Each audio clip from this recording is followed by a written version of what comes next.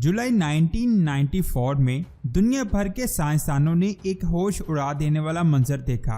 उन्होंने shoemaker levy 9 comet को Jupiter से टकराते हुए देखा। इस धमाके का असर 300 मिलियन एटम बॉम्ब्स के जितना था। इस कॉमेट के टकराने के बाद जुपिटर पर 6 दिनों में 21 धमाके हुए। इन धमाकों की वजह से जुपिटर पर बहुत ज्यादा डेब्रिस उठी जो 3000 किलोमीटर तक स्पेस में गई। इसकी वजह से जुपिटर का टेम्परेचर 30,000 डिग्री तक गर्म हो गया। जब ये कॉमेट जुपिटर से टकराया था तो उस वक्त 2,16,000 किलोमीटर फी घंटा की रफ्तार से ट्रेवल कर रहा था। इस कॉमेट का डायमीटर 2 किलोमीटर था जो बहुत बड़ा कॉमेट था। इस धमाके की वजह से बहुत ज्यादा मकदार में डेब्रिस उठी जो कई महीनों तक नजर आती रही और इससे जुपिटर की सतह पर एक निशान बन गया जो जुपिटर के रेड स्पॉट से भी ज्यादा साफ नजर आ रहा था। हमारे सोलर सिस्टम में कॉमेट और एस्टेरॉयड के टकराव के बहुत से इफेक्ट मौजूद हैं। साइंसदानों को यकीन है कि क्रेटर पीरियड के आखिर में एक बहुत बड़ा एस्टेरॉयड जमीन से टकराया था जिसकी वजह से डायनासोर की नस्ल खत्म हो गई थी। इस तरह का धमाका हजारों सालों में एक बार होता है। ये इवेंट देखने में जैसे लगते हैं, क्या सच में ऐसे ही होते हैं? साइंसदानों ने इनके बारे में क्या कुछ दरियाफ्त किया है, आज की वीडियो में हम यही जानेंगे और इसके साथ ही स्पेस में आज तक देखे जाने वाले सबसे बड़े प्लैनेटरी एक्सप्लोजन की बात करेंगे और ये भी जानने की कोशिश करेंगे कि इन सियारों पर धमाकों से हमने क्या सीखा है और साइंसदानों ने वहां पर क्या कुछ दरियाफ्त किया है। ये अमेजिंग इन्फॉर्मेशन आप जानोगे आज की इस वीडियो में, तो पूरी वीडियो वॉच कीजिएगा। अगर आपने हमारे चैनल स्पेस वर्ल्ड को सब्सक्राइब नहीं किया तो जल्दी से सब्सक्राइब करने के साथ साथ हमारी वीडियोस को लाइक और शेयर जरूर करें। 1993 में 3 साइंसदान कैरोलाइन, शूमेकर और डेविड कैलिफोर्निया की एक ऑब्जर्वेटरी में रिसर्च कर रहे थे। तब उन्होंने एक कॉमेट को डिस्कवर किया जिसका नाम पीरियोडिक था, जिस पर जुपिटर की बहुत पावरफुल ग्रेविटी का असर हो रहा था। साइंसदानों के लिए यह बहुत ही हैरानकुन बात थी क्योंकि सोलर सिस्टम में ज्यादातर कॉमेट सूरज को ऑर्बिट करते हैं। जुपिटर हमारे सोलर सिस्टम का 8वां सियारा है और ये साइज में हमारे सोलर सिस्टम में मौजूद सभी सियारों से बड़ा है और इसमें स्पेस में मौजूद दूसरे ऑब्जेक्ट को अपनी तरफ खींचने की एबिलिटी बहुत ज्यादा है, जिसकी वजह से इसके पास बहुत पावरफुल ग्रेविटी है जो स्पेस में मौजूद एस्टेरॉयड और किसी भी छोटे सियारे को अपनी तरफ खींच सकती है। जुपिटर के बहुत से मून बहुत सारे एस्टेरॉयड और कॉमेट को अपनी तरफ खींचते रहते हैं, जिसमें से बहुत सा मटेरियल उनकी सतह पर चला जाता है। लेकिन इस कॉमेट की कुछ और भी खसूसियात थी। इसकी सबसे पहली खासियत ये थी कि ये बहुत बड़ा था, इतना बड़ा था कि साइंसदानों को यकीन था कि इस तरह की फ्रीक्वेंसी वाले इम्पैक्ट 6000 सालों में एक बार पैदा होते हैं। ये कॉमेट जुपिटर की टाइडल फोर्स की वजह से टुकड़े टुकड़े हो गया। इसकी सबसे ज्यादा अहम बात ये थी कि इसका ऑर्बिट बहुत ज्यादा एक्सेंट्रिक था।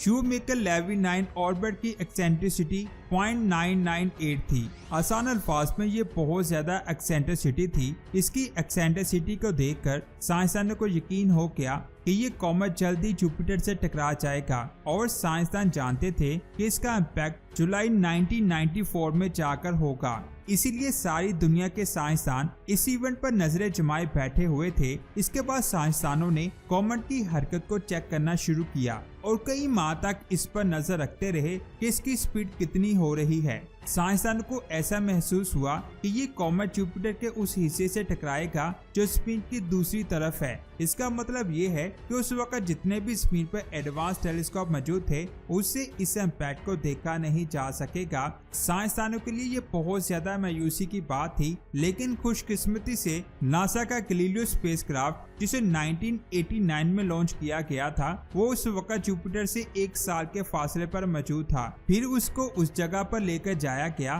ताकि जब ये एस्टेरॉयड जुपिटर से टकराए वो इस नज़ारे को कैप्चर कर सके। लेकिन दोस्तों उस वक्त सिर्फ गैलीलियो स्पेसक्राफ्ट अकेला नहीं था। नासा का एक और स्पेसक्राफ्ट वहां मौजूद था जिसका मकसद सूरज को स्टडी करना था। इसे 1990 में लॉन्च किया गया था। उसको भी जुपिटर पर पॉइंट कर दिया गया। इस वक्त ये सब स्पेसक्राफ्ट एक साथ इस मिशन पर काम कर रहे थे और आखिरकार जब ये कॉमेट जुपिटर पर टकरा गया तो गैलीलियो स्पेसक्राफ्ट ने बहुत बार फायरबॉल को फटते हुए देखा, जिसकी वजह से जुपिटर का टेम्परेचर 24,000 डिग्री तक पहुंच गया और इससे उठने वाले धुएं के बादल 3,000 किलोमीटर तक फैल गए। ये बहुत ज्यादा खतरनाक मंजर था। साइंसदान ये समझ रहे थे कि वो कोलिजन के बाद फायरबॉल को देखेंगे। कुछ मिनट्स के बाद टकराने के नतीजे में जो डेब्रिस निकली थी वो वापस जुपिटर से जाकर टकराई और जल गई और इससे एक बार फिर से जुपिटर का टेम्परेचर बहुत ज्यादा हो गया। इसके बाद हबल स्पेस टेलीस्कोप ने जुपिटर की सतह पर बहुत ज्यादा ब्लैक स्पॉट को देखा। कॉमेट के टकराने के बाद जो लहरें निकली थी उससे जुपिटर के डेंस एटमॉस्फेयर में 450 मीटर की स्पीड से दूर तक लहरें पैदा हुई। ये सब पहले इम्पैक्ट का नतीजा था। इस कॉमेट के टकराव की वजह से जुपिटर पर 21 धमाके होते रहे। सबसे बड़ा धमाका 18 जुलाई को हुआ जब ये कॉमेट जुपिटर के सेंटर से जाकर हिट हुआ। जुपिटर की सतह पर एक बहुत बड़ा डार्क स्पॉट भी बना था। इस धमाके से उठने वाले बादलों में मौजूद डेब्रिस को स्टडी करके साइंसदानों ने जुपिटर के एटमॉस्फेयर के बारे में बहुत हैरानकुन चीजें पता लगाई हैं। उन्होंने जुपिटर की उस कंपोजिशन को देखा जो आज तक नहीं देखी गई। स्पेक्ट्रोस्कोप रीडिंग से उस मटेरियल को स्टडी किया गया जो कॉमेट के हिट करने के नतीजे में ऊपर उठे थे। यहाँ पर साइंसदानों को डायटोमिक सल्फर और कार्बन बहुत ज्यादा मकदार में मिली थी और इनके अलावा बहुत हैवी एलिमेंट्स जैसे कि सिलिकॉन, आयरन और मैग्नीशियम को भी देखा गया। और सबसे इंटरेस्टिंग बात ये थी कि यहाँ से बहुत सी मकदार में पानी भी मिला, जिसकी साइंसदानों को बिल्कुल भी उम्मीद नहीं थी। जुपिटर के जिस हिस्से से पानी मिला था वहाँ पर इस वक्त नासा का सबसे एडवांस स्पेसक्राफ्ट जूनो भी मौजूद है। इस इम्पैक्ट की सबसे खतरनाक बात ये थी कि बड़े बड़े एस्ट्रॉयड किसी भी सितारे को हिट कर सकते हैं। कुछ साइंसदानों ने ये थ्योरी भी पेश की है कि बड़े बड़े एस्ट्रॉयड और कॉमेट कोलिजन सोलर सिस्टम के बनने से पहले बहुत ज्यादा थे, लेकिन शूमेकर लेवी 9 के टकराव के बाद ये बात साबित हो गई कि इस तरह की तबाही अभी भी मुमकिन है। क्या ये सब कुछ अचानक हुआ था? क्या हमने बहुत ही रेयर इवेंट को देखा था या ऐसे इवेंट होते रहते हैं? अगर नो कॉमेट जितना बड़ा कोई कॉमेट जमीन से टकरा जाए तो जमीन पर बहुत सी जानदार चीजें खत्म हो जाएंगी। इसका हमारी नफ्सियात पर बहुत बुरा असर होगा।